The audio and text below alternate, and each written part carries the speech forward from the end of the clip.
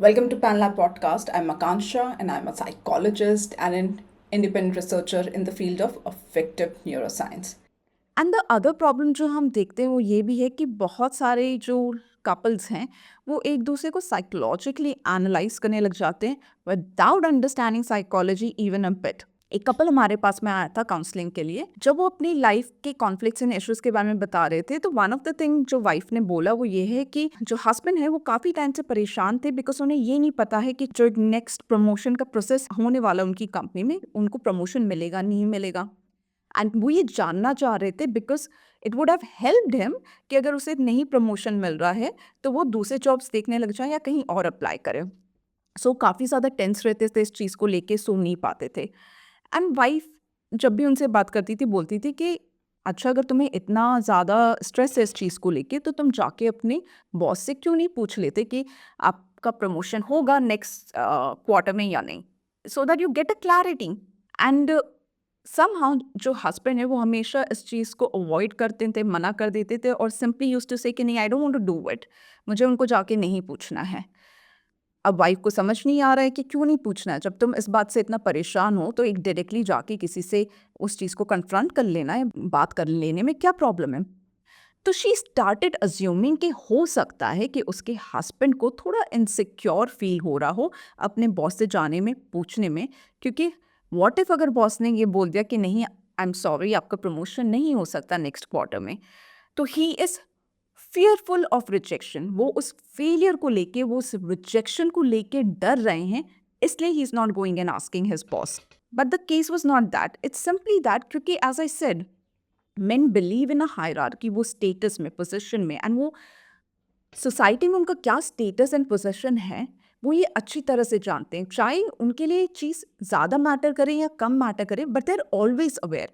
All the men are always aware of that hierarchy कि वो एक तरह की हायरार्की में डेफिनेटली है।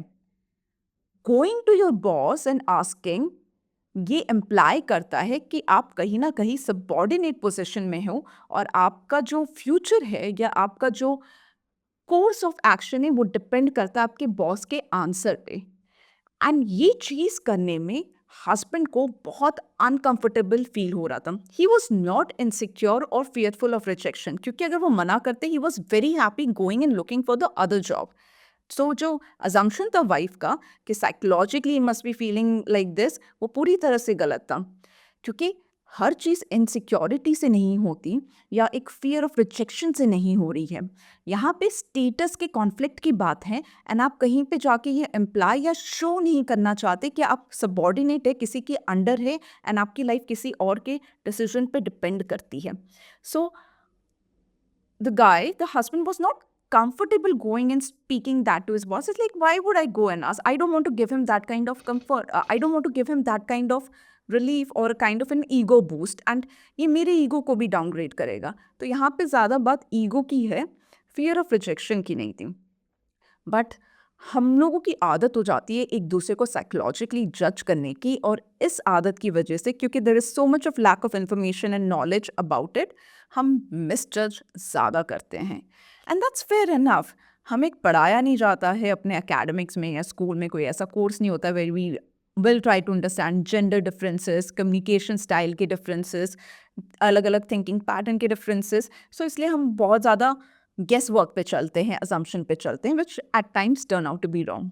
इसलिए बहुत ज़्यादा ज़रूरी है कि हम एक दूसरे के साथ में बैठें। अगर एक हम अच्छा रिलेशन मेंटेन करना चाहते हैं, एक हेल्दी रिलेशन मेंटेन करना चाहते हैं, तो हम एक दूसरे के साथ बैठें, टाइम टू टाइम एक बहुत ही heart felt, open, honest conversation करें, बिना ये सोचे कि हमें कैसे जज किया जाएगा, बिना अपनी इनसिक्योरिटी से अटैच हुए, बिना अपने कॉन्फिडेंस को कम किए। जो भी है, जैसा भी है, गुड, बैड, अगली, पथेटिक, व्हाटएवर इट इज, हम ओपनली बात करें। साइकाइट्री में कहा भी जाता है कि एक बहुत ही open, honest, non judgmental conversation से ज़्यादा हीलिंग कुछ भी नहीं होता। तो जब आप दिल खोल के बिल्कुल साफ मन से सच्चाई से किसी से बात करेंगे, अपने फियर्स को, अपने फ्लॉज को, अपनी सारी प्रॉब्लम्स को शेयर करते हुए और सामने वाले की समझते हुए, जितना हील वो आपको करेगा, जितना कंफर्ट वो आपको प्रोवाइड करेगा, और कोई चीज़ नहीं कर सकती। थैंक यू सो मच कि आपने पैन लैब पॉडकास्ट को सुना। अगर ये जानकारी आपको यूज़फुल लगी है तो प्लीज़ इसे सब्सक्राइब कीजिए और उन लोगों के साथ शेयर ज़रूर कीजिए जिससे इनको फ़ायदा होगा। हम आगे भी ऐसा यूज़फुल कंटेंट बनाते रहेंगे, या ये जो भी साइंस और साइकोलॉजी की एक्चुअल जानकारियाँ हैं, रिसर्च वाली सही मायने में, उसे आप तक लाते रहेंगे। मेरा नाम आकांक्षा है और मैं एक साइकोलॉजिस्ट और एक रिसर्चर हूँ फील्ड ऑफ अफेक्टिव न्यूरोसाइंस में।